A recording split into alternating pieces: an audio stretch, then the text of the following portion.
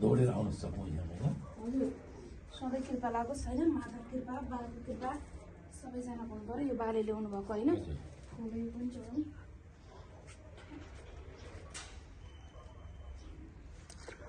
आज मनोकामना माताको शक्तिशाली राष्ट्रिय दीप प्राङ्गणमा चाहिँ हाम्रो बा आमा आउनुभएको छ र उहाँ चाहिँ दीप दर्शन राष्ट्रिय शक्तिशाली दीप दर्शन मनोकामना माता साथै उहाँहरूले चाहिँ तेलहरू ल्याएर अर्पण गर्नुभएको छ। मनोकामना माताको राष्ट्रिय दीपमा चाहिँ यो निरन्तर रूपमा 3 वर्ष पार भइरहेको दीप दियोमा चाहिँ उहाँहरूले पनि तेल अर्पण गर्न आउनुभएको छ।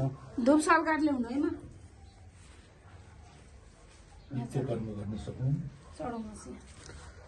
जय जय माता मनोकामना, जय जय माता मनोकामना, मनको इच्छा पुर्याइदेऊ।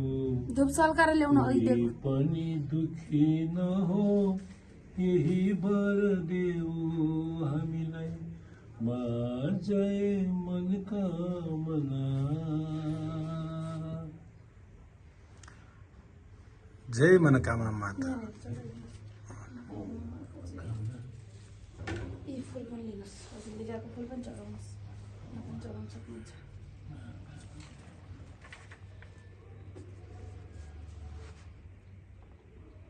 चढाउनुहोस्, अब सबै चढाउनुहोस्।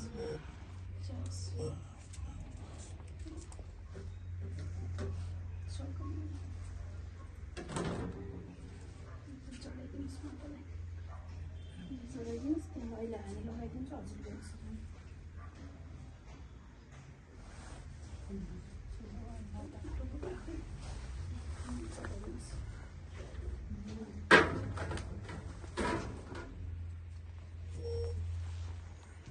बाली ढोक्नुहोस् त बा,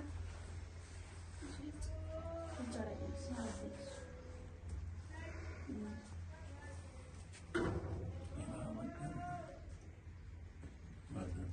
बाको नामबाट आमाको नामबाट सपरिवारको नामबाट 108 वटा लड्डु श्री मनोकामना मातालाई चाहिँ अर्पण गर्दैछौँ। यो लिनु त, लिइहाल्यो कुरमा सलकाठ ल्याउनु त। यसमा हालौँ कि सरकारले सलकाठ त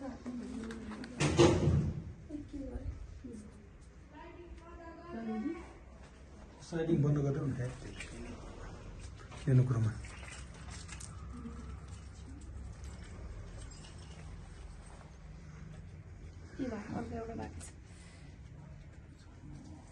यो बा आमाको नामबाट सपरिवारबाट 108 वटा लड्डु यो पनि टोकेर चढाउनुहुन्छ। घन्टी कहाँ हो? घन्टी त्यही छ,